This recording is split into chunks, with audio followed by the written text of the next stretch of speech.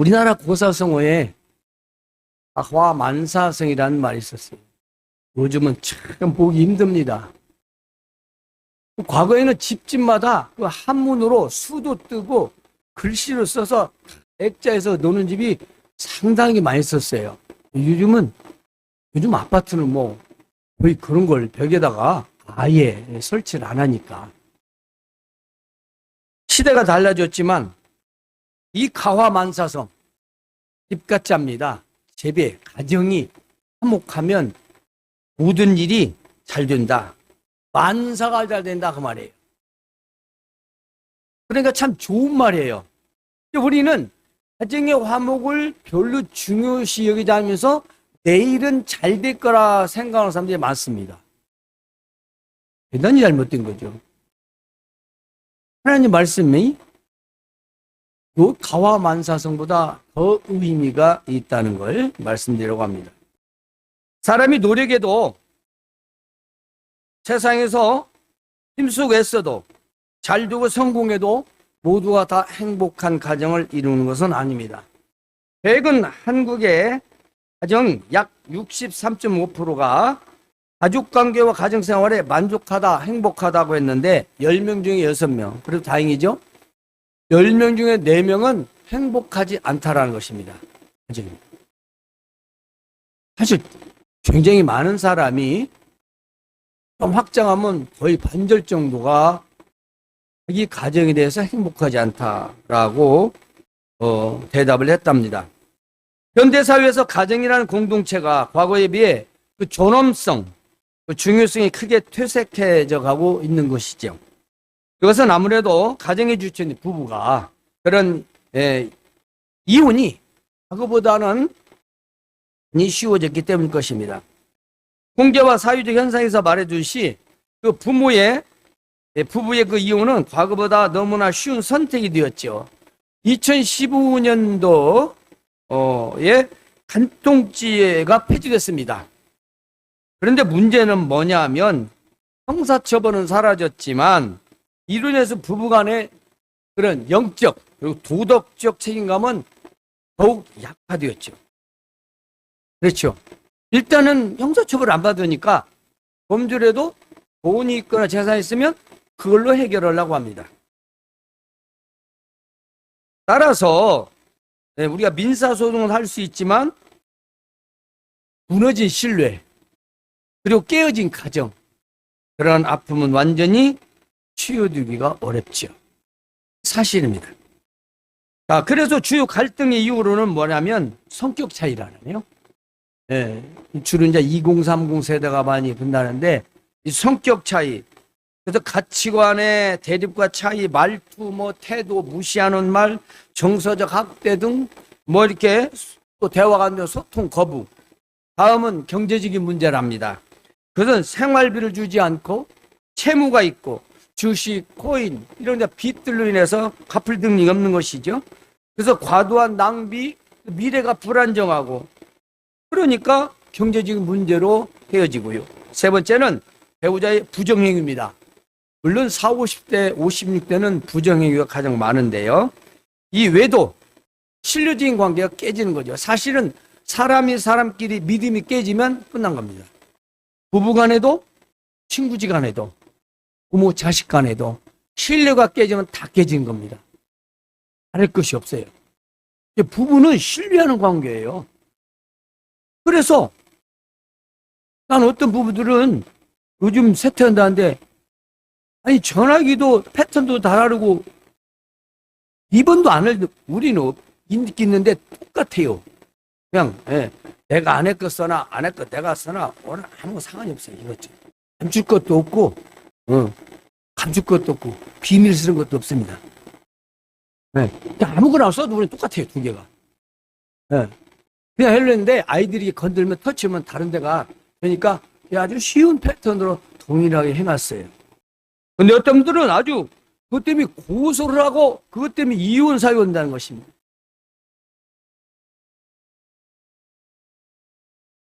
물론 시대가 바뀌었죠.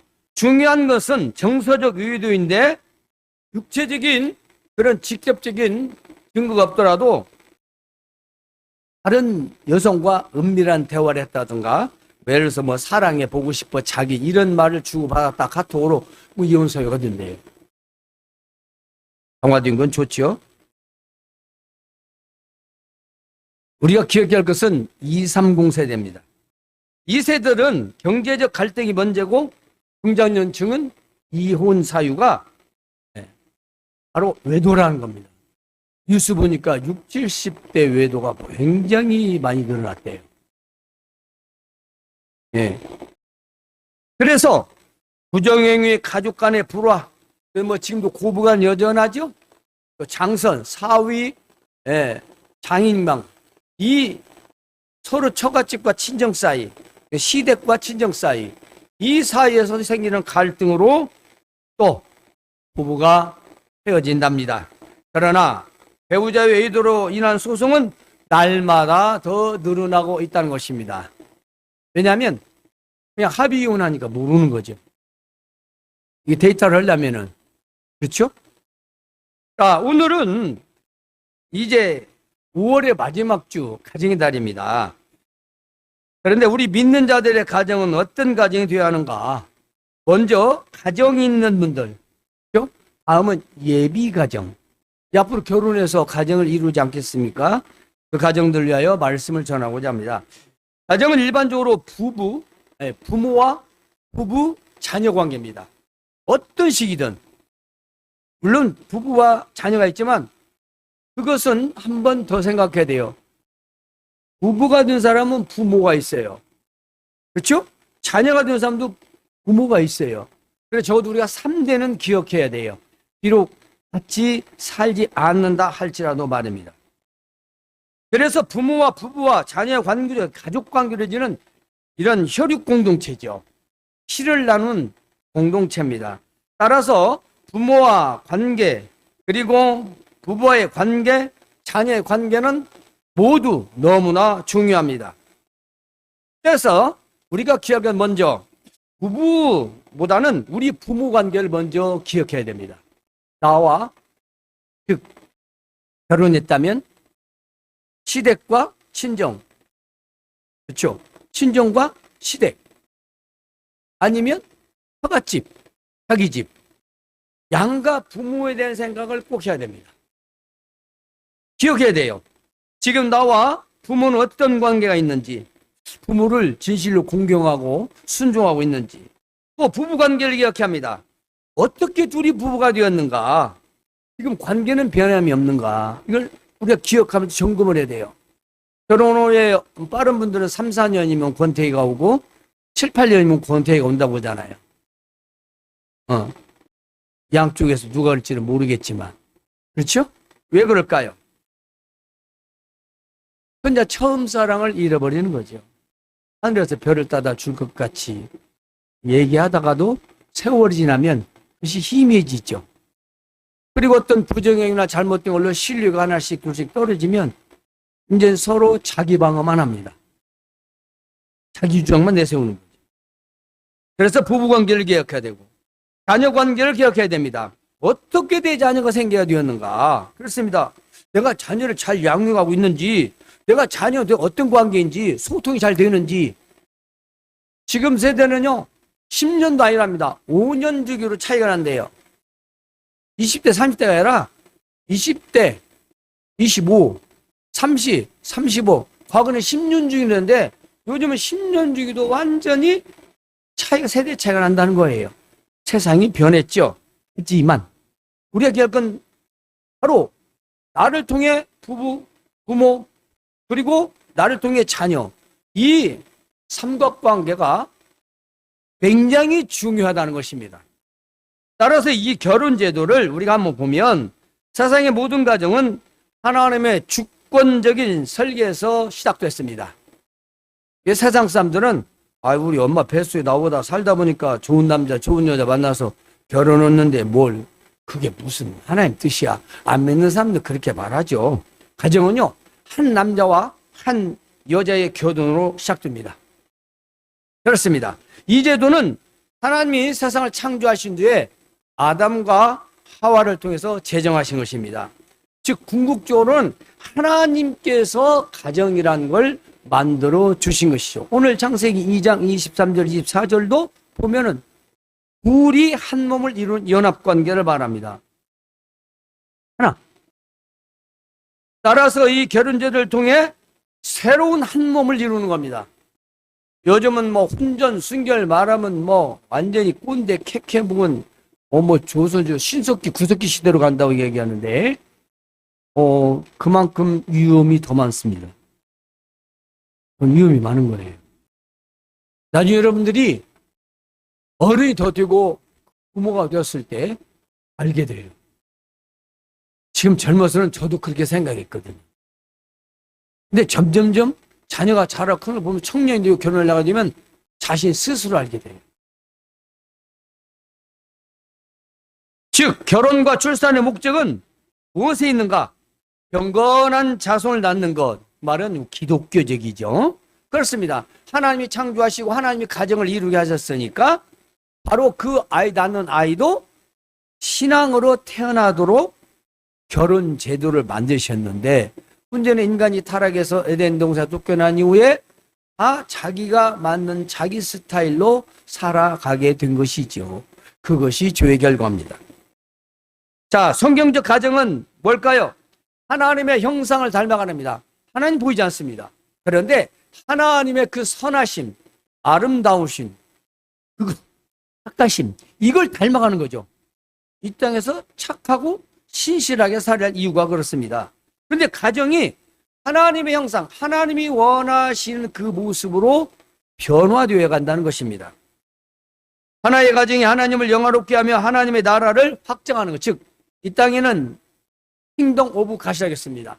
세상이지만 그 안에는 하나님의 나라가 존재한다고 했어요. 예수님을 믿는 사람들의 모든 그 무리가 하나님의 나라라고 볼 수 있습니다. 거기 또한 교회도 하나님의 나라라고 하지요.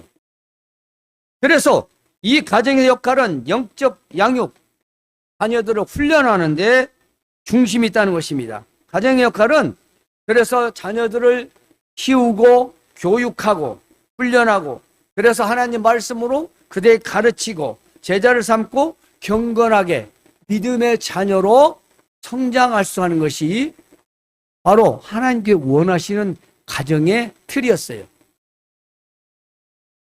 그렇다면 가정의 시작인 결혼의 기초는 무엇이냐? 우리가 읽었다시피 창세기 2장 23절 24절에 뭐라고 했냐면 아담을 먼저 지었는데 하나님께 보시니까 얘 혼자 있는 게 보기 좋지 않아요. 그래서 밤을 잘 때 갈비를 취해서 그 갈비뼈로 여자 만들고 이름을 하와라 했어요. 그런데 아담이 깨어나 보니까 웬 여자가 아름다운 여자가 오는 거예요. 내 뼈 중에 뼈요 살 중에 살이다. 너무 감탄했어요. 이게 감탄한 용어가 아니라 하나라는 뜻입니다. 하나.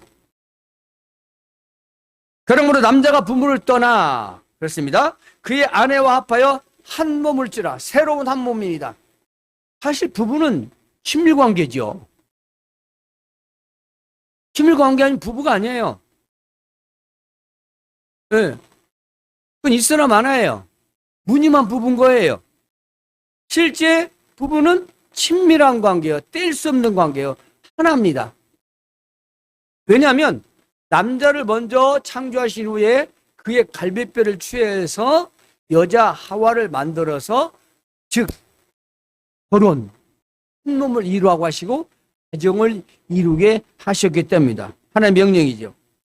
그러므로 인간이 부모를 떠나 새로운 배우자와 새로운 몸을 만들도록 이런 친밀한 관계로 만드셨다는 것입니다.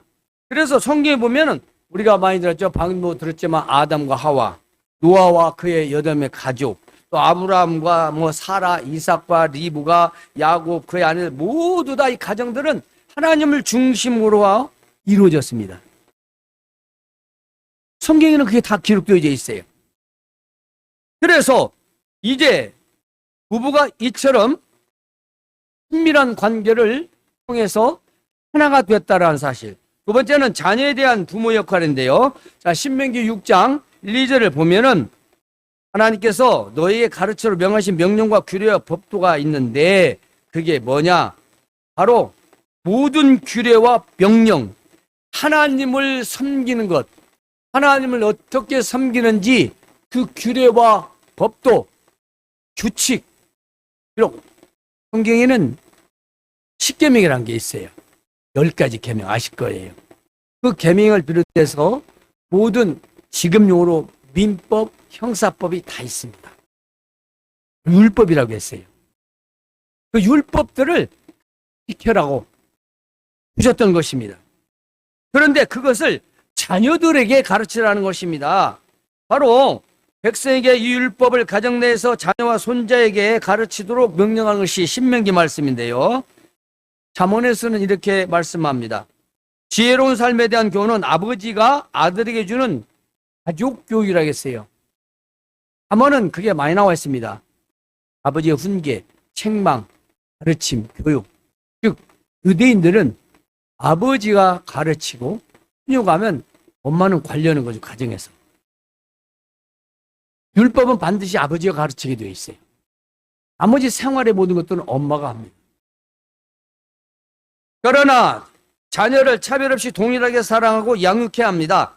우리가 알다시피 형제와 자매 있죠? 형제 남자 남자, 자매 여자끼리, 남자 여자 자매 그렇잖아요. 또 여자하고 또 남매라고 하고, 남자 여자는 어떤 형제든 자식들을 차별 없이 대해야 된다는 것입니다. 차별 있게 했던 과거 시대가 많이 있어요. 제가 아는 우리 초원의 시골에 그 선배님이신데 지금 소천 하시는데 그 아들 목사님 한 분 만든다고 6명 동생들이 다 희생했어. 중학교도 그렇게 했어. 그 양반만 대학원을 다녔어. 66세에 소천하셨는데 사모님도 가시고, 그때는 몰랐는데 시골에는 그런 게 참 많았어요. 마지막 잘 가르치면 된다. 왜냐면 숫자가 많으니까. 저희도 제 형제도 8명이나 돼요. 한 명은 작고 싶고. 엄청나죠? 뭐 적은 사람이 4, 5명, 7, 8명, 12명도 그게 큰합니다. 11, 12도. 그러니까 다 못 가르치니까 장녀, 장남이 거의 다 장남을 다 가르쳤죠. 근데 요즘은 숫자가 많지 않잖아요. 많아야 셋, 물론 4명도 있긴 하지만 자녀들을 어떤 식으로든 차별은 안 된다. 성경에서 예를 들었는데요. 야곱과 에서라는 사람이 있습니다. 근데 아버지는 에서를 사랑했고 리브가 엄마는 야곱을 사랑했어요. 근데 결국 어떻게 됐냐면 어느 날 사냥을 마치고 돌아온 에서가 배가 고팠는데 이 야곱이 팥죽을 넣고 장사를 파는 거예요. 야, 팥죽하고 주라. 배고프다. 아니, 돈 주고 먹어. 돈이 없어. 그러면 네 장작금 팔아. 왜냐, 이 둘은 쌍둥이였거든요. 근데 에서가 형이에요. 야곱이 동생이에요. 그러니까 에서가 너무 배고프니까 아이 장작권이 한다고 없어지는 거죠. 이 장작권을 말로 넘기고 팥죽을 먹었어요. 그런데 하나님께서 그걸 너는 장작권을 소홀히 하겠다라고 말씀하십니다. 왜냐, 그건 이스라엘의 유대인들은 장작권이라는 게 축복권이에요. 우리나라도 좀 그런 건 있죠? 과거에는 이렇게 재산도 더 많이 가져갔고, 지금은 n분의 2지만, 과거는 안 그랬잖아요. 네, 큰아들, 더 작은 아들, 딸들 다 차등이 있게 했어요. 지금은 동등하지요? 물론 거기에 여러 가지 예시들이 있긴 합니다. 그런데 어떻게 됐습니까? 이 사실을 알고 이제 장작권을 팔아 속인 걸 알고 에서는 화가 나고 축복 기도를 동생이 받는 걸 보면서 분노를 느꼈어요. 속이고. 그러니까 어때요? 저 아버지만 죽으면 내 저놈을 당장 죽일 것이다. 나 복수의 칼을 갈았어요. 근데 그걸 엄마가 알았어. 그리고는 저 바다나람으로 피신을 보내요. 야곱을. 20년 뒤에 돌아옵니다. 뱃살 많이 만들어가지고. 근데 자기 고향 거의 가까운 약봉강가에서 밤에 자기 형이 저 강 건너에서 기다리고 군사를 이끌고 너 오면 죽이겠다는 거지. 그러니까 어떻게 밤새도록 기도를 하는데 웬 천사가 나타나?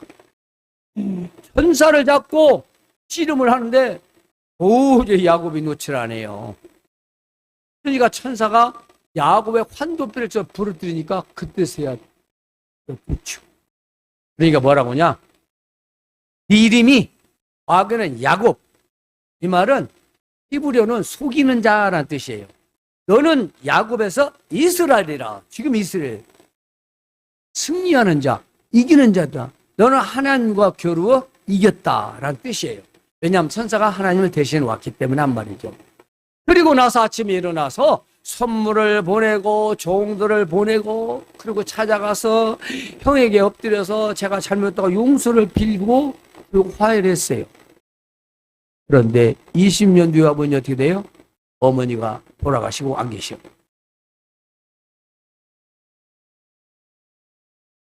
여러분, 부모의 편해진 사랑이 어디였습니까? 형제가 원수가 되었습니다. 결국 고향에도 왔지만 어머니 리브가는 만날 수 없었어요. 형제가 남매가 싸우면 망한다는 교육. 저희 집은 아마 두 아들 다 기억할 거예요. 싸우지 마라. 싸우면 망한다. 이스라엘이 한 아버지로 시작돼서 12지파가 생겼는데 그 형제들의 싸움으로 결국 어떻습니까? 북이스라엘 720년 BC 722년경에 망하고 남유다 그것도 다 형제들이에요. 피를 나눈 형제들이에요. BC 586년에 망했어요. 바벨론 포로로 다 끌려갔어요. 나라가 없어졌어요. 여러분 지금 우리나라 어떻습니까? 외국도 마찬가지입니다. 형제가 싸우잖아요. 남보다 더합니다. 남보다 더해요. 왜냐하면 서로 잘 알기 때문에. 절대로 형제끼리 남매끼리 자매끼리 싸우지 말라는 것입니다. 싸우면 망한다는 교육은 철저히 시켜야 한다는 것이죠. 여러분 이혼의 가장 큰 피해자는 누굴까요? 부부들의 이혼은 어떤 문제로 나눠질 때 그 피해 누가 봅니까? 부모님들은 각자 자기라고 생각할 겁니다. 하지만 세상에서도 마찬가지입니다. 그러면요 자녀들이 가장 큰 피해를 봅니다.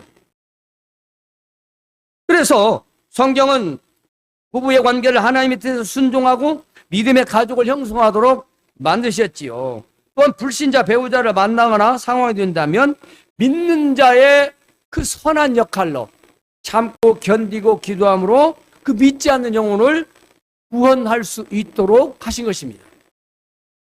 쪽믿음이라고 하는데요. 즉 부부 중에 남자가 믿거나 여자가 믿거나 한쪽만 믿어서 늘 다투죠. 그렇죠. 거의 다퉈요.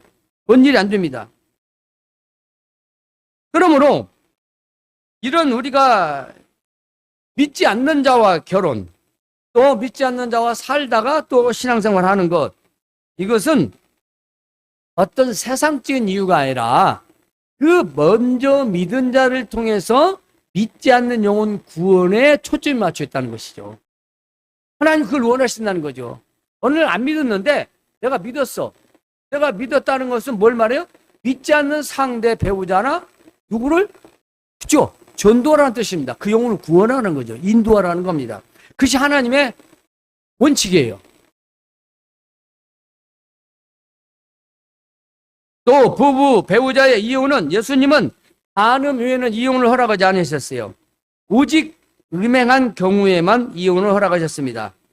바울 사도는 믿지 않는 배우자가 믿는 배우자에게 이혼을 요구하면 응할 수 있다라고 했지만 하나님은 그 중에서도 화평을 원하신다, 화목하기를 원하신다고 말씀입니다. 왜냐하면 믿는 배우자를 통하여 믿지 않는 자 구원받을지 어찌할 수 있느냐라고 기록되어 있기 때문인 것입니다. 오늘날 그런데 어쩌습니까? 우리 스타일로 삽니다. 믿는 자도 그리고 안 믿는 자도 그리고 하나님 말씀이 그러든 목사님이 뭐라고 하든 세상이 그러든 자기들이 원하는 대로 하는 거예요. 이게 행복한 가정이 되겠습니까? 자녀들의 부모의 이혼을 만류하기도 합니다. 근데 지금 가만히 이게 주변에 보면 부모 뜻에 맡겨 그러면 헤어져. 자식들도 그래요. 이게 많습니다. 뭐 드라마도 나오고 그럼 그래 야 나 너 아빠하고 못 살게 너 엄마하고 못 살겠어. 나 이게 도저히 안 되겠다. 뭐 어떻게 해? 해야죠. 요즘 자식들도 완전 시대가 그래졌어요. 엄마 편을 들든가, 아빠 편을 들든가, 골치 아프니까 헤어지라는 얘기.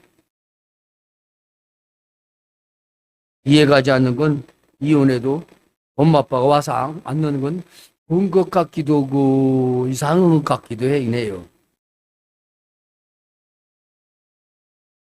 나의 행복을 위해서 자녀를 희생하는 것이 과연 옳은 일인가? 이 말입니다. 아이들의 마음에는 영원히 지워지는 상처거든요. 이 부모들은 각자 큐로 저 인간으로 못 살겠다 이거지. 그리고 헤어진 거예요. 자녀는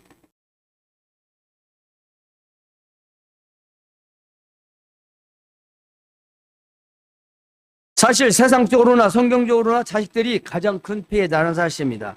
또한 이혼하고 서로 다른 배우자를 만나면 성경에서는 간음하는 죄라. 요즘 이혼하고 재혼 많이 하잖아요. 성경적으로는 죄입니다. 세상에는 뭐 그럴 수 있지. 연예인들 뭐 이혼, 삼혼, 사혼 죽었다면은 죄는 아니에요.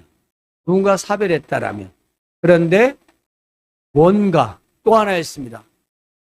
내 잘못이 아닐 경우. 그 말은 성경적 간음 행할 때는 그거는 교회를 통해서 재혼할 수는 있어요. 근데 어떤 분들은 자기가 잘못해놓고 또 재혼을 해요. 간음 행위 말하죠. 따라서 가정에서 부모를 하나님 다음으로 섬기고 부모가 한 몸으로 사랑하고 존경하며 자녀를 말씀으로 양육한다면 하나님이 원하시고 하나님이 기뻐하시는 가정이요 행복한 가정이 될 수 있다는 것입니다. 왜냐하면 부모를 하나님 다음으로 부부가 자기 몸처럼 서로 사랑하고 자녀를 말씀으로 양육하는데 잘못될 리가 있어요? 그런 없습니다. 모든 것이 하나님을 향하여 하나이기 때문입니다. 아버지나 어머니, 부부간에도 자녀에도 중심이 하나님이요 말씀이 중심 때문에 모든 솔루션이 거기 있는 거예요. 아무리 부부가 싸워도 하나님께서 그걸 싫어하시잖아. 우리 참자. 네, 나도 화나지만 우리 그러면 안 되잖아. A 그러면 B, C 하면 D, E, F. 야 너. 나중에는 자기네 처갓집 족보까지 사돈네 팔촌 다 꺼들여서 머리 터지게 싸우고 그리고 말다툼하고 법원으로 가는 거죠. 왜 그러겠어요? 내 중심이라. 내가 너한테 뭐가 꿀리는데 그 말이잖아요. 내가 너 못난 거 뭔데? 그러니까 부부간에 싸우는 거예요.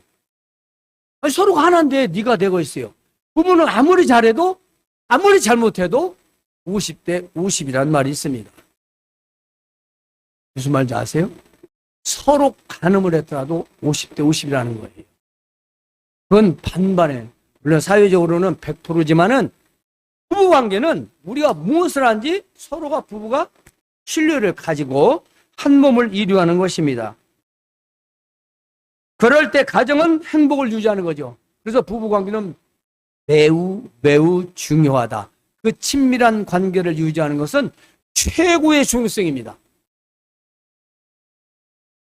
뭐 요즘 젊은이들도 말하고 중년들도 말하는데 요즘 사석가면 섹스리스라는 말이 아주 그냥 일반적 용어입니다. 그거 절대로 성경적이도 않지만 인간적으로 좋은 것이 아니에요. 부부는 그걸 금해할 이유가 전혀 없습니다. 물론 뭐 말도 안 되는 얘기가 있긴 있지만 일반적입니다. 일반적으로 부부는 친밀한 관계를 유지하는 것이 그의 가정의 화목한 분위기요. 또 둘이 변하지 않는 방법인 것입니다. 그렇다면 가정은 누가 지켜줘야 안전할까? 우리 한번 마지막 성경 읽어봅시다. 자, 1절, 2절까지만 읽어봅시다. 127편 1절이요. 시작. 여호와께서 집을 세우지 아니하시면 세우는 자의 수고가 헛되고 여호와께서 성을 지키지 아니하시면 파수꾼의 깨어있음이 헛되도다. 너희가 일찍 일어나고 늦게 누우며 수고의 떡을 먹음이 헛되도다. 그러면 여호와께서 그의 사랑하신 자에게 잠을 주다. 보라, 자식들은 여호와의 기업이요 새 열매는 그의 상급이로다. 아멘. 그렇습니다. 하나님께서 집을 세우지 않는다. 가정을 세우지 않는다. 그건 아무리 행복한 가정을 이루려고 해도 헛된 짓이고, 예를 들어서 하나님께서 성을 지키지 아니하시면 군사가 아무리 그 군 지켜도 쓸데없는 짓이다. 파수꾼이 아무리 총칼 들고서 있어도 그건 헛수고다 그 말이에요. 필요 없다는 것입니다. 또 우리가 일찍 일어나고 수고해서 맛있는 것을 먹는 것도 헛된 것이다. 그러므로 여호와께서 사랑하시에 잠을 준다. 잠 잘 잘 수 있는 것, 그것도 하나님이 허락하셔야 잠을 잘 수 있다는 것입니다. 자식들은 네 것이 아니다는 거예요. 내 뱃속 나왔다고 내 자식이 아니라고. 근데 우리 부모들 뭡니까? 내 자식이에요. 내 자식이 어떻게 돼요? 내 마음대로 하죠. 하나님이 주셨어요. 내 마음대로 못 하죠. 안 그러겠어요? 여러분, 누가 여러분에게 그냥 금 보물을 주셨습니다. 그걸 주면서 이건 함부로 하면 안 돼. 이건 내가 하라는 대로 해야 돼. A, B, C, D 얘기를 했어. 갖고 와도 지 맘대로 막 불리고 지 맘대로 하고 막 혼자 해요. 그럼 준사님 뭐라고 했어요? 도로 데려갈게. 도로 가져갈게. 여러분 안 그러겠어요? 자녀는 내 것이 아니에요. 그래서 보라, 자식들은 여호와의 하나님이 주신 기업이요. 그 태의 열매, 임신을, 그 아이는 하나님의 상급이다. 좋은 일이나 축복이라는 거예요. 그러므로 가정의 화목은 하나님 중심의 가정을 말하는 것입니다. 하나님 중심의 가정을 이루어야 행복할 수 있다는 것입니다. 하나님이 집을 세우지 아니하면 세우지 않은 수가 헛들듯이 여호와를 경외하는 자는 복을 얻고 그 안에는 결실한 포도나무 같아 자식들이 많아진다는 것입니다. 자신의 가족을 돌보지 않으면 믿음을 배반한 자라. 디모데전서에는 기록되어 있습니다. 여러분, 가정이 화목한다, 하나님 중심으로 된다라는 말씀을 우리가 이렇게 생각해 볼 수 있습니다. 먼저 부모를 공경하고 순종하십시오. 이건 하나님의 명령입니다. 10계명 제5계명. 그리고 자녀에게 산교육이 됩니다. 그리고 나도 늙어가는 부모가 된다는 것입니다. 그래서 양가 부모 다 공경하고 순종하시기 바랍니다. 두 번째는 부부관계의 기초가 중요합니다. 아내는 남편에게 죽게 하듯 복종하고 남편은 그리스도가 교회를 사랑한 것처럼 자기 몸처럼 아내를 사랑해야 됩니다. 그리고 자녀는 뭡니까? 말씀으로 양육해야 합니다. 그리고 남자는 여자와, 즉 부부는 연합하여 한 몸을 이루는 것을 결코 배신해서는 안 됩니다. 그것이 바로 솔루션이라고 볼 수 있습니다.